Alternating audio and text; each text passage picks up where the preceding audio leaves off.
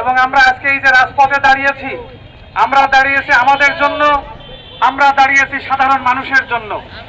আমরা লক্ষ্য করেছি জনাব তারেক রহমানের নেতৃত্বে যে সরকার গঠিত হয়েছে,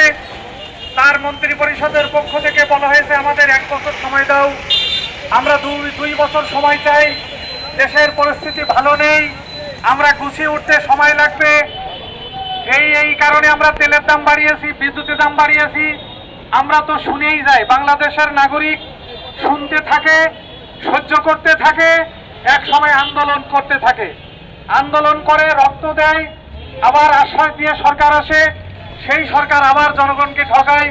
সেই জনগণ আবার রাজপথে আসতে বাধ্য হয়। আমরা এটার অবসান চাই। আমরা আজকের এই গণসংহতি আন্দোলনের ব্যানার থেকে বর্তমান সরকারের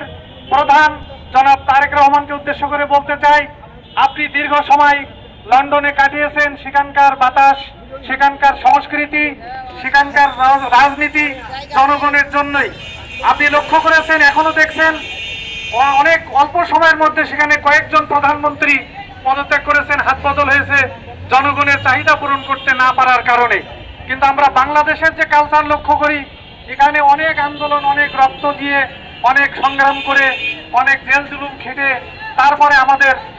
নতুন সরকারের আশাবাণী শুনে তাদেরকে সমর্থন দিয়ে সরকারে পাঠাতে হয়। কিন্তু দুঃখের বিষয়, সরকারে যেই তারা বিভিন্ন রকম আমলাতান্ত্রিক চাপে পড়ে যায়।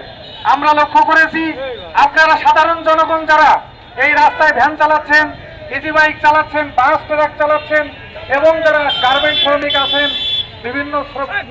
ইন্ডাস্ট্রি শ্রমিক আছেন, তাদের দিন শেষে চাওয়া পাওয়া মাত্র 500 টাকা, 800 টাকা, 1000 টাকা। কিন্তু আমরা যাদের কাছে দেশের দায়িত্ব তুলে দিয়েছি, তাদের 1000 টাকায় চাহিদায় হয় না,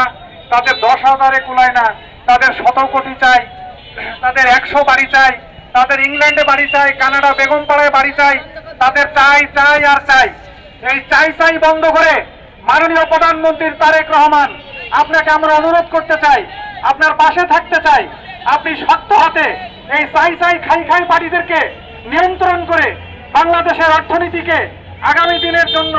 জনগণের পক্ষে এনে সাধারণ জনগণ তাদের যে প্রত্যাশা, অল্প মোটা চালের ভাত খেয়ে তারা মোটা কাপড় পরে দিন চালাতে চায়, তাদের বাচ্চাদের স্কুলে নিতে চায়, তাদের বৃদ্ধ বাবা মায়ের চিকিৎসা করতে চায়, এই ছোট্ট ছোট্ট চাওয়া পাওয়াকে যদি আপনি বুঝতে ব্যর্থ হন, এই জনগণ আপনাকে কিন্তু চিনতে পারবে না, তারাও আপনাকে ভবিষ্যতে আর চাইবে না। তাই আমরা বলতে চাই, এই যারা অসুস্থ আমলা, যাদের খপ্পরে পড়ে, যাদের ভুল ব্যাখ্যায় সরকারকে বিভ্রান্ত হতে হয়, পথভ্রষ্ট হতে হয়, তাদের প্রতি সতর্ক থেকে রাষ্ট্রের প্রতি যারা অনুগত, যারা অভিজ্ঞ আমলা, তাদেরকে পাশে রেখে, তাদেরকে সাথে নিয়ে শ্রমিক জনতা, মেহনতি মানুষদেরকে সামনে রেখে তাদের আগামী ভবিষ্যৎ গড়ার প্রত্যয় নিয়ে জনাব তারেক রহমান আপনার নেতৃত্বে এই সরকার কাজ করুক। বিরোধী দলকে বলতে চাই, বিরোধিতার খাতিরে বিরোধিতা নয়, সরকারকে গঠনমূলক বিরোধিতা করে এই সরকারের ভুল ধরিয়ে দিয়ে প্রতি ক্ষণে ক্ষণে, প্রতি মুহূর্তে তাদের প্রতি সতর্ক দৃষ্টি রেখে আমরা যেন সাধারণ মানুষেরা আমাদের এই ক্ষুদ্র ক্ষুদ্র ছোট্ট ছোট্ট চাওয়া পাওয়াগুলো পূরণ করতে পারি,